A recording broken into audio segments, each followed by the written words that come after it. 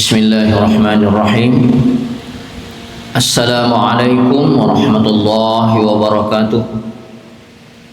Bapak dan Ibu serta saudara-saudara pemuda-pemudi Islam Jamaah Salat Zuhur Masjid Raya Syekh Ahmad Khatib Al-Minangkabawi Provinsi Sumatera Barat yang hadir pada siang hari ini, yang kami hormati, yang kami muliakan.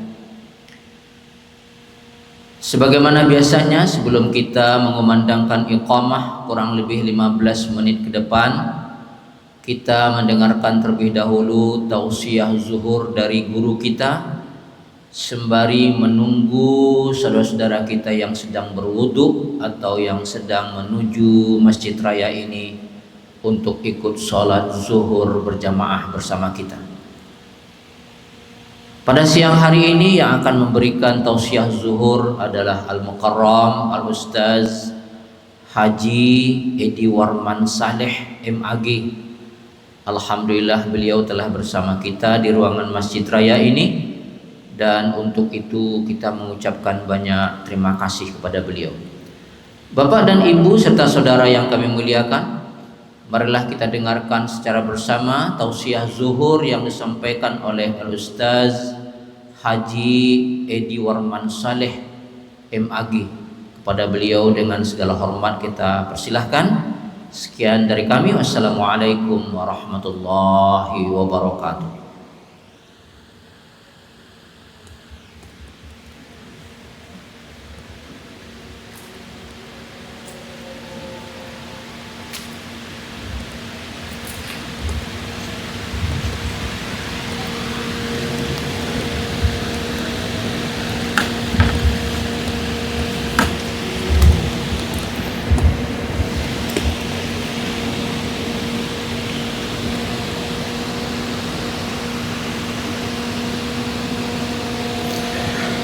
Assalamualaikum warahmatullahi wabarakatuh. Alhamdulillahi rabbil alamin, wabihi nasta'in ala umurid dunya waddin. Ashhadu an la ilaha illallah wahdahu la syarikalah, wa ashhadu anna Muhammadan abduhu wa rasuluh sallallahu alaihi wasallam la nabiyya ba'dah. Allahumma salli wa sallim wa barik ala Muhammad wa ala alihi wa ashabihi ajma'in. Isma'u ma qala Allah ta'ala fil Qur'anil Karim. A'udzu billahi minasy syaithanir rajim. Tusabbihu lahus samawati sab'u wal ardu wa man fihinna wa in min syai'in illa yusabbihu bihamdihi walakin la tafqahuna tasbihahum innahu kana haliman ghafura. Bertasbihlah tujuh langit, bumi, dan apa yang ada pada keduanya, dan tidak ada yang dilakukan oleh sesuatu pun kecuali bertasbih memuji Tuhannya. Akan tetapi kamu tidak mengetahui tentang tasbih mereka. Sesungguhnya Allah Maha Penyantun dan lagi Maha Pengampun. Al-Quran surat yang ke-17, surat Bani Israel, ayat yang ke-44. Yang saya hormati pengurus Masjid Raya Syekh Ahmad Khatib Al-Minangkabawi, seterusnya kepada seluruh jamaah yang hadir pada zuhur ini, semoga saja kita semua dalam lindungan dan ridha dari Allah Subhanahu wa taala. Untuk tema kajian zuhur kita hari ini, kita beri dengan tasbih dan keutamaannya. Kalimat tasbih adalah kalimat zikir yang selalu kita ucapkan, baik itu di dalam sholat ataupun di luar sholat. Dan kalimat ini sudah sangat sering kita mendengar, membaca, dan sangat familiar dengan kita. Tentu ketika kita membaca kalimat tasbih ini, perlu agaknya kita untuk mengetahui apa itu makna-makna terkandung di dalam kalimat tasbih dan bagaimana sesungguhnya keutamaan dari kalimat itu. Kalimat tasbih adalah kalimat yang menyatakan kesucian Allah yang berasal dari kata subhana. Dan biasanya kalimat ini dirangkai dengan penyebutan nama Allah sehingga dibaca subhanallah. Kita meminjam pendapat yang dikemukakan oleh Bapak Quraisy Shihab. Kata beliau, kata subhana berasal dari kata sabaha.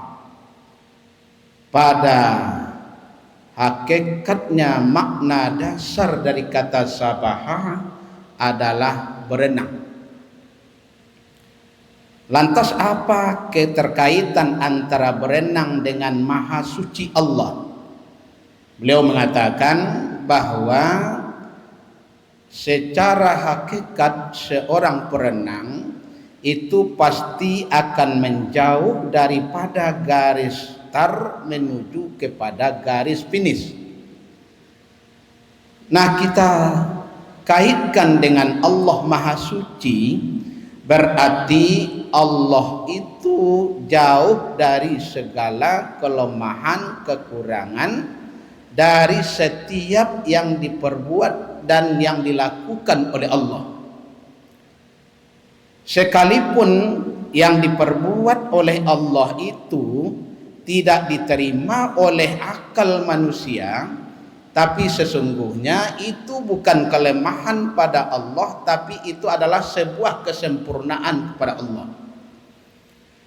Kalau secara keilmuan, secara pikiran kita, banyak perbuatan Allah yang tidak diterima oleh akal kita.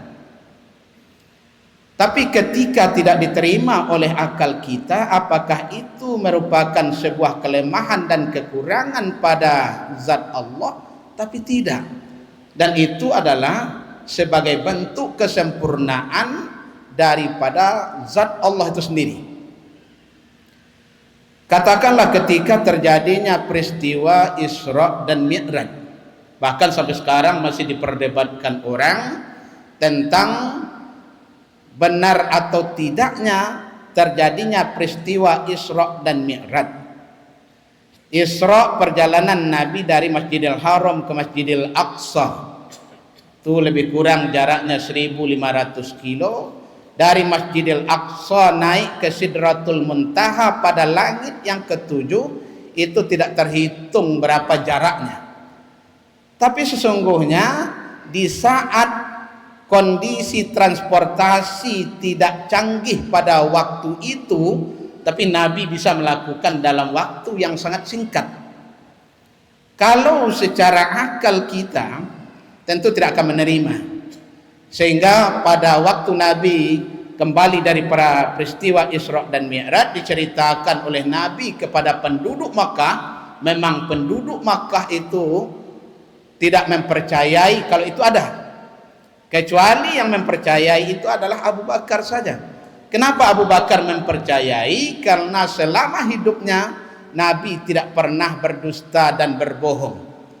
Maka ketika Nabi mengatakan peristiwa itu dialami, Isra dan Mi'raj itu terjadi pada Nabi, Abu Bakar justru membenarkannya.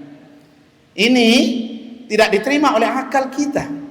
Tapi ketika akal tidak menerima apa yang diperbuat oleh Allah ini, maka masuklah kita kepada wilayah yang kedua yang disebut dengan wilayah iman.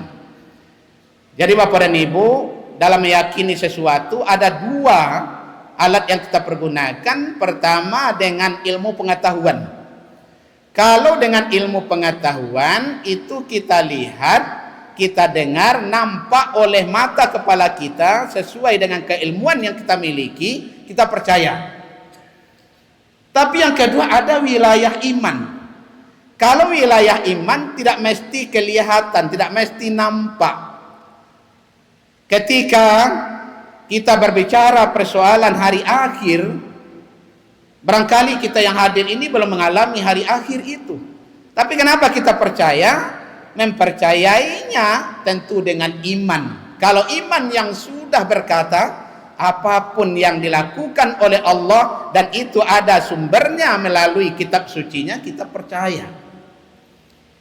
Maka kalau secara makna kita sucikan Allah dari segala macam bentuk kelemahan dan kekurangan dari setiap yang diperbuat oleh Allah. Sehingga ketika kita membaca kalimat zikir subhanallah, maha suci Allah dari segala macam bentuk kelemahan dan kekurangan. Kemudian ketika kalimat tasbih ini adalah sebuah kalimat zikir, maka kalimat ini bukan sekadar hanya kalimat zikir yang dibaca oleh manusia. Tapi kalimat tasbih ini adalah kalimat yang dibaca oleh seluruh makhluk Allah. Bukan sekadar manusia yang membacanya, tapi ada malaikat yang membacanya, ada tumbuhan yang membacanya, bahkan sampai kepada makhluk mati pun ikut membaca kalimat tasbih ini. Bapak dan Ibu, seorang peneliti di Amerika namanya Profesor William Brown, ahli pitalogi tumbuhan dan tanaman. Sudah 30 tahun melakukan penelitian. Jadi suatu kali dia meneliti tentang apa yang dilakukan oleh satu batang pohon. Yang satu batang pohon ini kalau dia tidak bisa mengeluarkan suara sehingga tidak bisa didengar oleh telinga zahir kita, kecuali bisa direkam melalui sebuah alat untuk perekam yang dilakukan oleh tumbuhan, suara apa yang dikeluarkan melalui sebuah alat ultrasonik pada waktu itu. Alat perekam ini kemudian dipancarkan melalui layar elektrik optik, kemudian dia mengeluarkan garis-garis. Sehingga dari garis yang dikeluarkan melalui layar yang dikemukakan tadi, itu terdapat sebanyak 1000 kali per detiknya kalimat itu diucapkan oleh pohon itu. Akhirnya William Brown yang tidak Islam itu membawa hasil penelitiannya kepada universitas-universitas di Amerika pada waktu itu dengan menghadirkan para ahli. Tapi semuanya tidak bisa menjawab kenapa itu terjadi pada tumbuhan. Pada hari yang kelimanya, dia mengundang lagi beberapa para ahli melalui sebuah lembaga Britania dengan menghadirkan salah satu yang hadir pada waktu itu adalah dari orang Islam. Sehingga disampaikan oleh Profesor William Brown ini, saya sudah 30 tahun melakukan penelitian tentang pohon-pohon ini, pohon yang ada di alam ini, tapi sekali ini saya sangat takjub. Kenapa? Karena hasil rekaman yang saya dapatkan itu adalah bahwa pohon ini 1000 kali per detiknya sudah mengucapkan lafaz Allah Allah melalui layar elektrik optik yang dipancarkan melalui sebuah layar yang dikeluarkan itu. Apa kata Muslim yang hadir, satu-satunya Muslim yang berasal dari India itu mengatakan, wahai Profesor William Brown, sebenarnya apa yang Anda teliti ini sudah terlambat. Karena penelitian ini dilakukan tahun 1981, Bapak dan Ibu.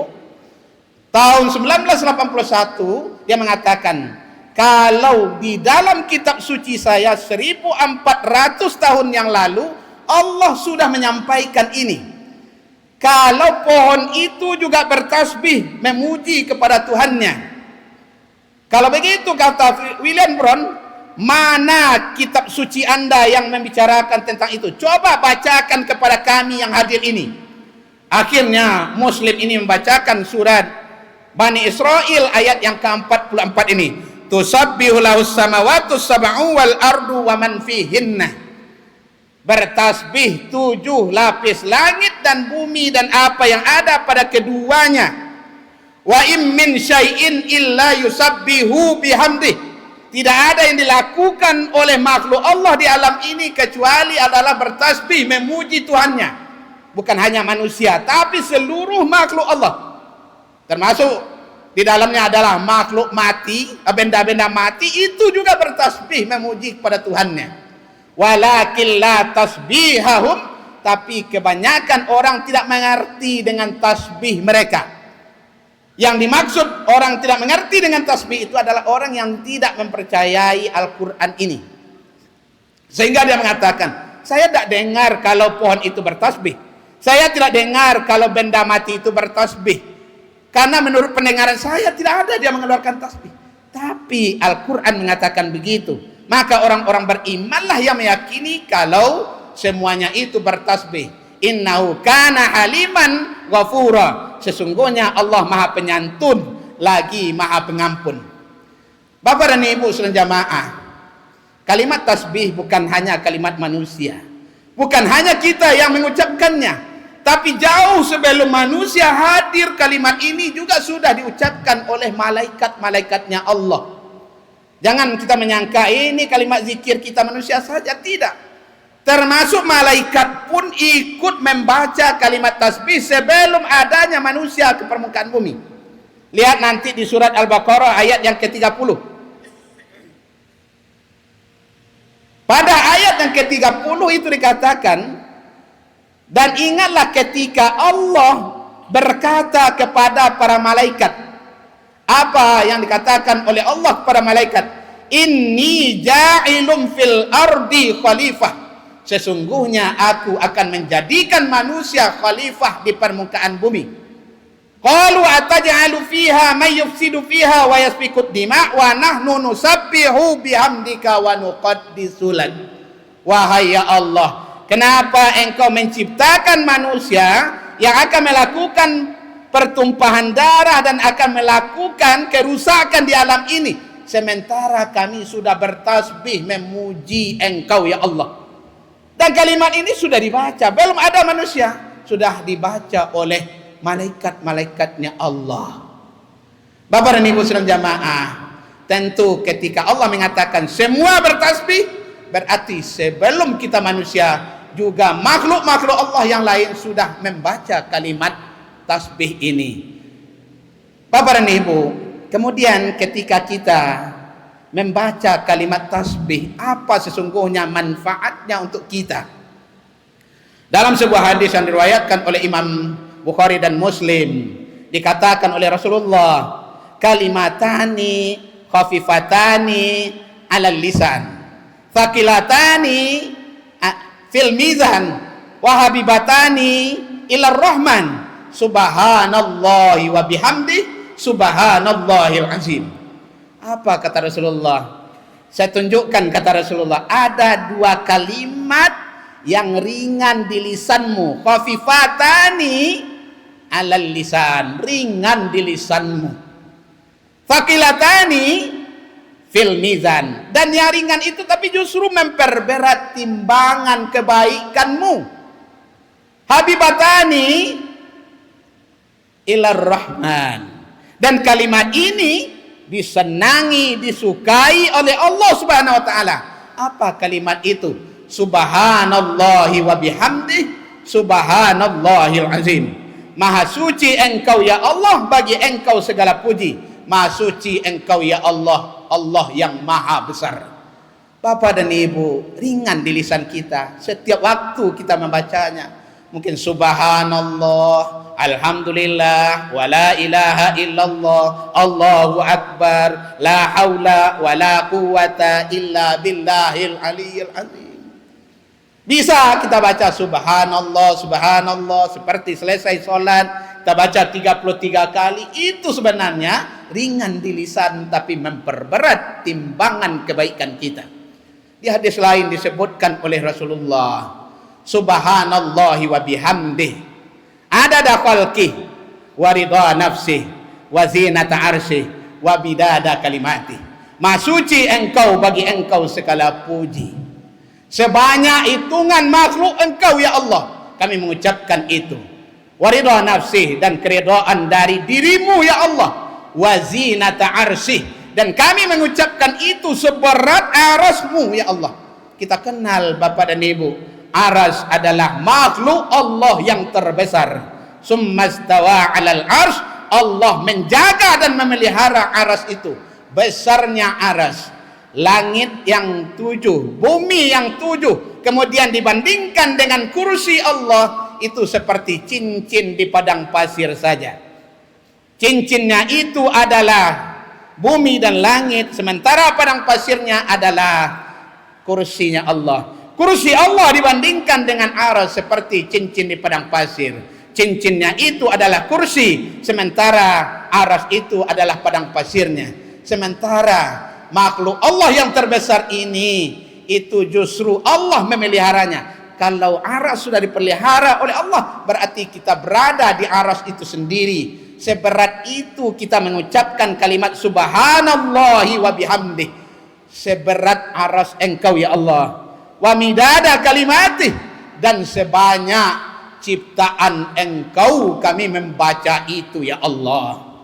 Bapak dan Ibu sekalian jamaah yang dirahmati Allah, kalimat ini juga pernah dibaca oleh seorang Nabi Allah yang bernama Yunus ketika beliau putus asa menyampaikan dakwah kepada umatnya, karena umatnya tidak menerima dakwah daripada Yunus itu sendiri. Akhirnya Yunus melarikan diri, tidak mau memperhatikan umatnya lagi.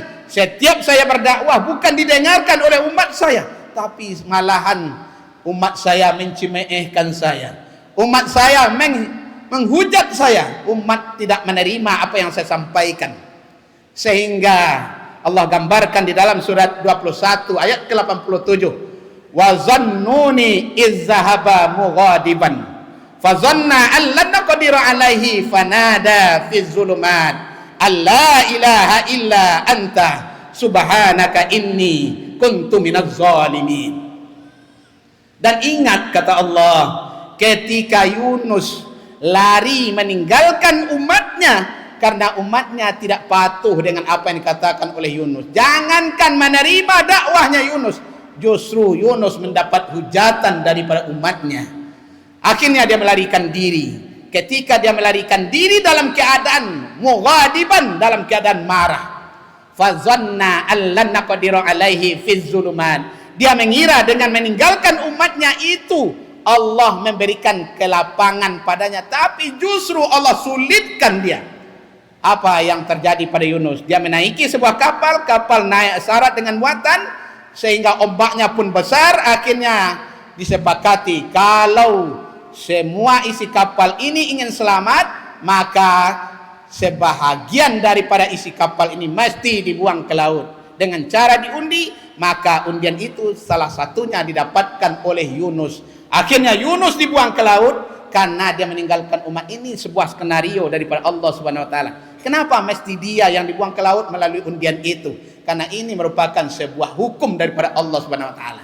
Barulah ketika itu dia mengatakan, la ilaha illa anta, tidak ada Tuhan selain Engkau ya Allah, subhanaka inni kuntu minaz zalimin. Maha suci Engkau ya Allah, sesungguhnya aku sudah termasuk ke dalam kelompok orang-orang yang berbuat kezaliman. Bapak dan Ibu, sebagai penambah amaliyah kita, mungkin di saat-saat kita sangat tidak kuat secara fisik kita untuk melakukan ibadah sholat, Mungkin secara fisik kita, mata kita tidak menampak lagi untuk baca Al-Quran, tapi ada kalimat yang ringan yang bisa untuk menambah amalan kita. Salah satu kalimat itu adalah kalimat tasbih. Mari kita ucapkan kalimat tasbih ini sebagai upaya untuk menambah amaliah kita. Mungkin inilah kajian zuhur kita yang bisa kita sampaikan.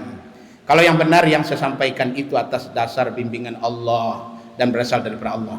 Kalau ada yang salah yang saya sampaikan, itu semuanya adalah kelemahan dan kekurangan pada diri saya. Kepada Bapak dan Ibu semuanya saya mohon maaf. Kepada Allah saya minta ampun. Astaghfirullahaladzim. Billahi taufiq wal hidayah.